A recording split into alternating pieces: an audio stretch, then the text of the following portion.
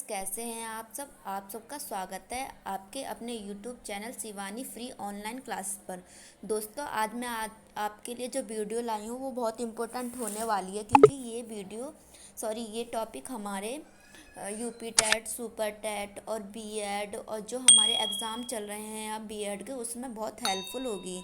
तो मैं आपको 102 जो हमारे कोर सब्जेक्ट होते हैं उसके ये क्वेश्चन आंसर हैं, एमसीक्यू बेस्ड हैं, ठीक है। और टॉपिक का नाम, मतलब बुक का नाम है हमारा शिक्षा के दार्शनिक एवं समाज शास्त्रीय परिदृश्य, ठीक है। तो चलिए इसे स्टार्ट करते हैं और आप इसको बहुत ध्यान से पढ़िएगा, ये आपको बहुत हेल्पफुल होगी, ठीक है। तो चलिए पहले स्टार्ट करते हैं हम। पहला क्वेश्चन है हमारा, दो ध्रुवीय प्रक्रिया क्या है?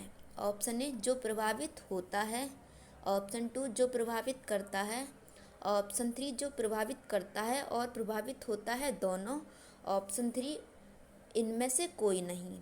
तो इसका सही उत्तर हो जाएगा जो प्रभावित करता है और प्रभावित होता है, ठीक है। तो इसका सही उत्तर क्या होगा हमारा ऑप्शन थ्री,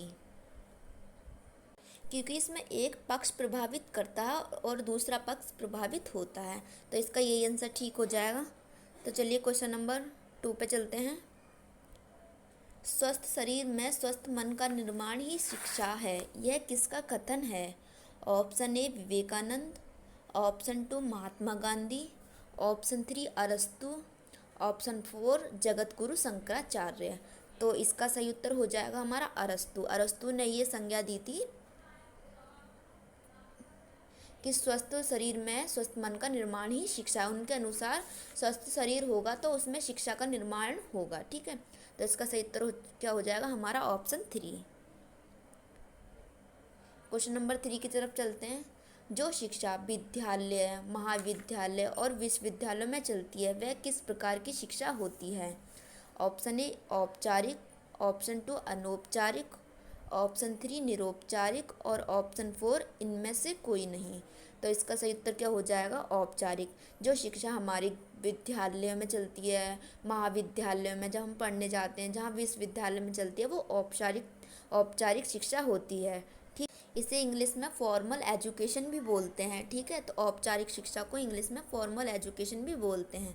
तो इसका सही उत्तर क्या हो जाएगा हमारा? इसका सही उत्तर हो जाएगा औपचारिक शिक्षा, ठीक है, जो हमारे विद्यालय, महाविद्यालय और विश्वविद्यालय में चलती है।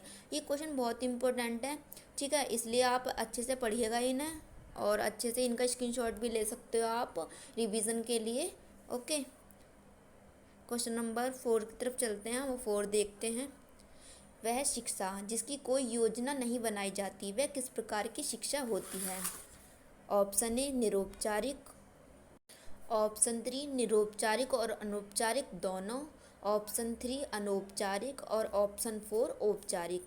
तो इसका सही उत्तर क्या हो जाएगा? अनौपचारिक, ठीक है। ये ऐसी शिक्षा होती है जिसके लिए कोई योजना नहीं बनाई जाती, जिसका कोई उद्देश्य, मतलब उद्देश्य से नहीं होता, ये अनौपचारिक शिक्षा होती है इसलिए। तो इसका सही उत्तर हमारा हो जाएगा अनौपचारिक। चलिए क्वेश्चन नंबर 5 देखते हैं।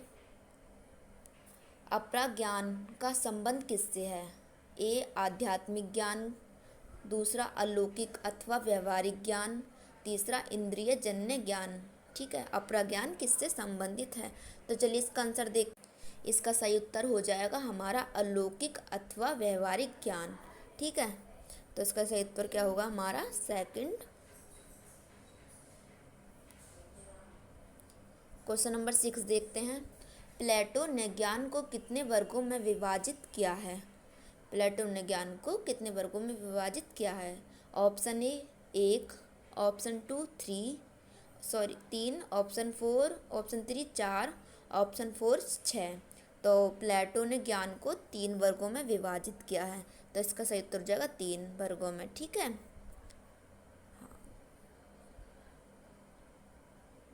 क्वेश्चन नंबर 7 की तरफ चलते हैं, हम देखते हैं क्वेश्चन नंबर 7 क्या है।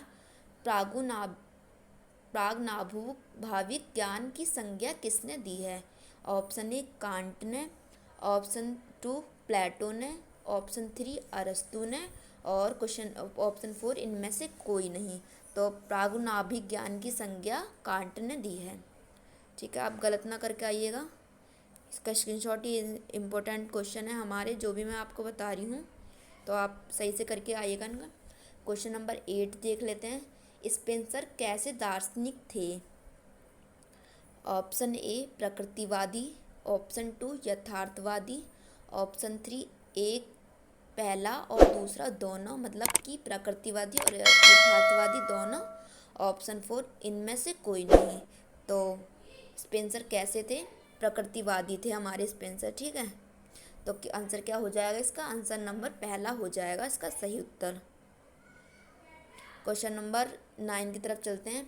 ज्ञान के स्रोत कितने प्रकार के हैं? पहला है 1 प्रकार का, दूसरा है 5 प्रकार का, तीसरा है 6 प्रकार का और चौथा है 4 प्रकार का। तो हमारे ज्ञान के स्रोत हैं 4 प्रकार के। ठीक है, कितने प्रकार के हैं? 4 प्रकार के। और वो कौन कौन से हैं? पहला है प्रत्यक्ष, दूसरा है अनुमान, तीसरा है शब्द और चौथा है तर्क। तो मतलब हमारे ज्ञान के स्रोत 4 प्रकार के होते हैं। ठीक है, तो क्वेश्चन नंबर हम अब चलते हैं 10 की तरफ। पराज्ञान किससे संबंधित है? आध्यात्मिक से, दूसरा है व्यवहारिक ज्ञान से, तीसरा है अनुभाविक ज्ञान से। तो पराज्ञान हमारा आध्यात्मिक ज्ञान से संबंधित है। तो इसका सही उत्तर क्या हो जाएगा? ऑप्शन ए आध्यात्मिक ज्ञान। क्वेश्चन नंबर 11 की तरफ चलते हैं, देखते हैं 11 में क्या है। ठीक है, अरस्तु ने किस शिक्षण पद्धति का विकास किया है? ऑप्शन ए प्रश्नोत्तर विधि, ऑप्शन 2 निर्देशात्मक विधि, ऑप्शन 3 आगमन निगमन विधि और ऑप्शन 4 तर्क विधि। ये वाला क्वेश्चन है हमारा, बहुत इंपॉर्टेंट है कि अरस्तु ने किस शिक्षण पद्धति का विकास किया है। ये हमारा ऐसे क्वेश्चन तो अक्सर उसमें UP super TET, UP TET, C TET और DSSB, ये सब टीचिंग एग्जाम में पूछ लिए जाते हैं। तो आप इन्हें अच्छे से करिएगा, ठीक है, मिस्टेक ना करिएगा कोई भी। तो इसका अरस्तु ने आगमन और निगमन विधि की शिक्षण पद्धति का विकास किया है। क्वेश्चन नंबर 12 देखते हैं। पदार्थों के सनातन स्वरूप का ज्ञान प्राप्त करना ही दर्शन है, ये किसका कथन है? ऑप्शन ए अरस्तु, ऑप्शन 2 प्लेटो, ऑप्शन 3 कांट और ऑप्शन 4 कॉम्टे। तो इसका सही उत्तर हो जाएगा हमारा ऑप्शन 2 प्लेटो सनातन स्वरूप का ज्ञान प्राप्त ही दर्शन है, ये कथन मतलब प्लेटो ने दिया है। तो सही उत्तर क्या हो जाएगा हमारा? 2। क्वेश्चन नंबर 13 की तरफ चलते हैं। दर्शन सत्य के स्वरूप की तार्किक विवेचना करते हैं। ए गांधी, 2 टैगोर, 3 अरविंद और 4 राधा कृष्ण। तो ये दर्शन सत्य के स्वरूप की तार्किक विवेचना राधा कृष्ण करते हैं। तो इसका हमारा सही उत्तर क्या हो जाएगा? राधा कृष्ण। क्वेश्चन नंबर 14 देखते हैं। प्लेटो ने इस ब्रह्मांड को कितने भागों में विभाजित किया है? Option A 1, option 2 2, option 3 5। तो प्लेटो ने ज्ञान को 2 भागों में विभाजित किया है। ठीक है, तो इसका सही उत्तर क्या हो जाएगा हमारा? प्लेटो ने 2 में। 1 मिनट। ठीक है, ये जो मैंने क्वेश्चन बताए आपको, ये बहुत इम्पोर्टेंट है, हमारे मोस्ट इम्पोर्टेंट। ठीक है, तो आप इसको अच्छे से पढ़ना। ठीक है, और की तरफ चलते हैं हम। क्वेश्चन नंबर 15 क्या है हमारा? वस्तु को सृष्टि का मूल तत्व सिद्ध करने का प्रयास सर्वप्रथम किसने किया है? ऑप्शन ए ग्रीस दार्शनिक थेल्स ने, ऑप्शन 2 प्लेटो ने, ऑप्शन 3 मिल्टन ने और ऑप्शन 4 बेकेन ने। तो जो वस्तु को सृष्टि का मूल तत्व सिद्ध करने का प्रयास ग्रीस दार्शनिक थेल्स ने किया है। तो इसका सही उत्तर क्या हो जाएगा हमारा? ऑप्शन पहला। क्वेश्चन नंबर 16 की तरफ चलते हैं। किसने वस्तुओं की अपेक्षा निर्माण की प्रक्रिया पर बल दिया? वाइट डेट ने, ऑप्शन 2 मिल्टन ने, ऑप्शन 3 लोक ने और ऑप्शन 4 रेबेर ने। तो इसका सही उत्तर क्या हो जाएगा? वाइट डेट ने वस्तु की अपेक्षा निर्माण की प्रक्रिया पर अधिक बल दिया है। क्वेश्चन नंबर फर्स्ट हो जाएगा इसका सही उत्तर। क्वेश्चन नंबर 17 देखते हैं क्या है। आदर्शवादी इस जगत की उत्पत्ति किस से मानते हैं? ए आध्यात्मिक तत्वों से, ऑप्शन बी भौतिक तत्वों से, ऑप्शन 3 आध्यात्मिक तत्वों से और भौतिक तत्वों से मतलब कि दोनों से, ऑप्शन 4 इनमें से कोई नहीं। तो जो आदर्शवादी थे उस जगत की उत्पत्ति वो आध्यात्मिक तत्वों से मानते थे। ठीक है, तो इसका सही उत्तर क्या हो जाएगा कि आदर्शवादी इस जगत की उत्पत्ति आध्यात्मिक तत्वों से मानते हैं। आध्यात्मिक मतलब जो ईश्वर कि उसमें मतलब ज़्यादा बिलीव करते हैं। ठीक है, तो इसका सही उत्तर हो जाएगा हमारा ऑप्शन पहला, आध्यात्मिक तत्व।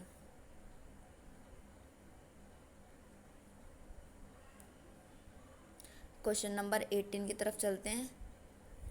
थेल्स के अनुसार जगत की उत्पत्ति किस तत्व से हुई है? ऑप्शन ए जल से, ऑप्शन 2 अग्नि से, ऑप्शन 3 वायु से, ऑप्शन 4 आकाश से। जो थेल्स दार्शनिक थे तो वह जल मतलब कि जगत की उत्पत्ति जल से मानते थे। तो इसका सही उत्तर क्या हो जाएगा हमारा ऑप्शन पहला।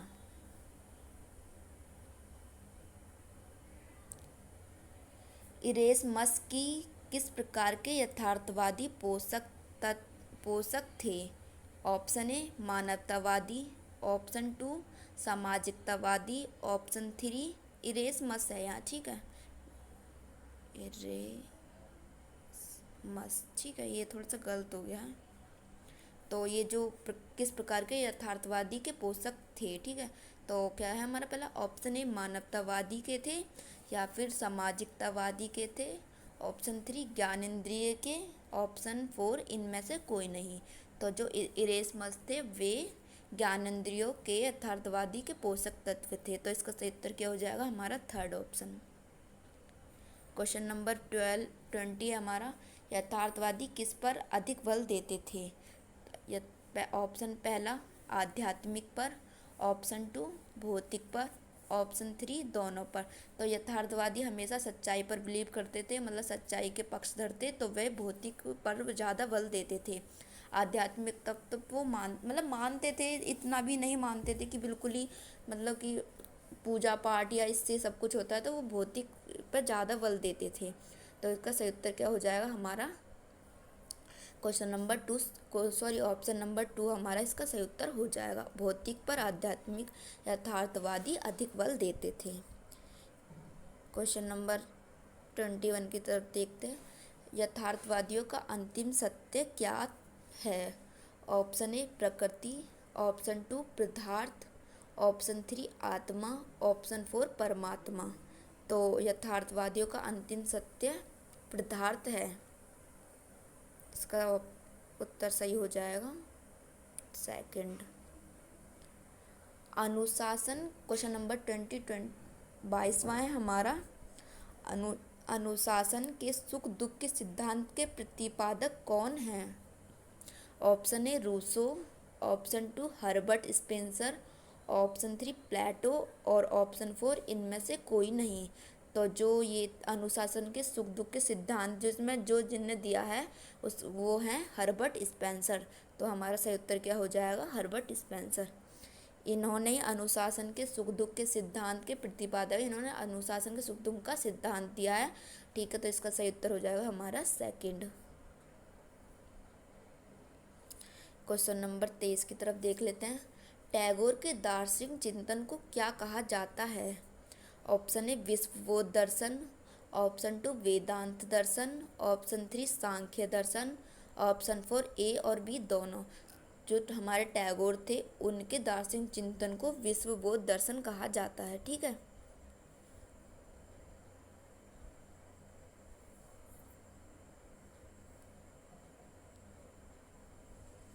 क्वेश्चन नंबर 24 चलते हैं, देखते क्या है। कौन सा दार्शनिक विद्यालय, जो ये मैंने ऊपर बताया ना, ये बहुत ज़्यादा इम्पोर्टेंट है। ठीक है, तो इसका आप स्क्रीनशॉट या फिर आप नोट डाउन भी करके चल सकते हो, साथ साथ बहुत ज़्यादा इम्पोर्टेंट है। अक्सर पूछ लिया जाता है कि टैगोर के दार्शनिक चिंतन को क्या कहा जाता है, या फिर विश्वबोध दर्शन किस विश्व दर्शन किसके दार्शनिक चिंतन को कहा जाता है। तो आप मतलब घुमा फिरा के कैसे भी क्वेश्चन पूछ सकते हैं, तो आप इसका आंसर दीजिएगा विश्व दर्शन टैगोर का दार्शनिक चिंतन है या फिर कहा जाता है। ठीक है। क्वेश्चन नंबर 24 क्या है हमारा, कौन सा दार्शनिक विद्यालय की आवश्यकता नहीं समझता है। मतलब कि कौन सा दार्शनिक है जो या फिर वो विद्यालय की आवश्यकता नहीं समझता है, मतलब विद्यालय में पढ़ने की आवश्यकता नहीं समझता है। तो क्या ऑप्शन देख लेते हैं इसमें। Option A Rousseau, option 2 Plato, option 3 Herbert. तो जो रूसे थे ना, वो नहीं समझते थे विद्यालय की आवश्यकता। उनका मानना था कि मतलब कि वो विद्यालय की आवश्यकता समझते ही नहीं थे। उन्हें कोई वो नहीं था कि हम विद्यालय में ही जाके सब चीज़ का ज्ञान प्राप्त कर सकते हैं। ठीक है, तो इसलिए वह विद्यालय की आवश्यकता नहीं समझ सकते थे। तो इसका सही उत्तर क्या हो जाएगा हमारा ऑप्शन ए। क्वेश्चन नंबर 25, प्रयोजनवाद चिंतन का शुभारंभ 16वीं शताब्दी में किसने किया। Option A Bacon, option 2 William James, option 3 John Dewey और ऑप्शन 4 सीलर। तो जो प्रयोजनवादी चिंतन का शुभारंभ 16वीं शताब्दी में बेकन ने किया। ठीक है, सही उत्तर क्या हो जाएगा इसका पहला। सांख्य दर्शन का प्रतिपादक किसे माना जाता है। ऑप्शन ए महर्षि कपिल, ऑप्शन 2 ऋषि कणाद, ऑप्शन 3 ईश्वर कृष्ण और ऑप्शन 4 शंकर। तो जो सांख्य दर्शन का प्रतिपादक है उन्हें किसे माना जाता है, वो महर्षि कपिल को माना जाता है। तो इसका सही उत्तर क्या हो जाएगा हमारा ऑप्शन ए। क्वेश्चन नंबर 27 की तरफ देखते हैं। सांख्य दर्शन के पुरुष तत्व से क्या तात्पर्य है। ऑप्शन ए चेतन तत्व, ऑप्शन 2 ब्रह्मा, ऑप्शन 3 सगुण ब्रह्मा, ऑप्शन 4 इनमें से कोई नहीं। जो सांख्य दर्शन के पुरुष तत्व से मतलब क्या तात्पर्य है, तो चेतन तत्व है इसका सही उत्तर। ठीक है, तो इसका सही उत्तर क्या हो जाएगा चेतन तत्व। क्वेश्चन नंबर 28, योग विधि के अनुसार मनुष्य में ज्ञान कहाँ संचित होता है। ए मन में, 2 बुद्धि में, 3 सूक्ष्म शरीर में और 4 आत्मा में। तो इसका सही उत्तर क्या हो जाएगा आत्मा में होता है। ठीक है, योग विधि के अनुसार मनुष्य का संचित ज्ञान। तो इसका सही उत्तर हो जाएगा हमारा ऑप्शन 4 आत्मा। इसका क्वेश्चन है हमारा, समाजशास्त्र में किसका अध्ययन किया जाता है। ए समाज और सामाजिक समूह, दूसरा विज्ञान और समाज, तीसरा समाज और संस्कृति या इनमें से कोई नहीं चौथा। तो समाजशास्त्र है उसमें समाज और सामाजिक समूह का अध्ययन किया जाता है। तो हमारा पहला आंसर ठीक हो जाएगा, मतलब कि ऑप्शन ए सही उत्तर है हमारा। क्वेश्चन नंबर 30 है हमारा, समाजशास्त्र के जनक कौन हैं। कॉम्टे, ऑप्शन 2 पेज, ऑप्शन 3 प्लेटो। तो इसका सही उत्तर हमारा पहला हो जाएगा, ये समाजशास्त्र के जनक कहलाते हैं। ठीक है, तो आप कहीं गलती ना करिएगा, आप ये अच्छे से पढ़ के जाइएगा। ये बहुत इंपॉर्टेंट क्वेश्चन है, आपको बहुत हेल्पफुल होंगे आपके एग्ज़ाम में। तो इसका सही उत्तर होगा हमारा पहला।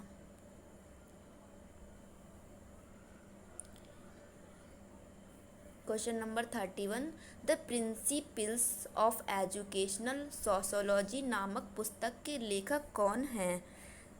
Option A George Payne, option 2 Dewey, option 3 Herbert Spencer, option 4 George सीमेल।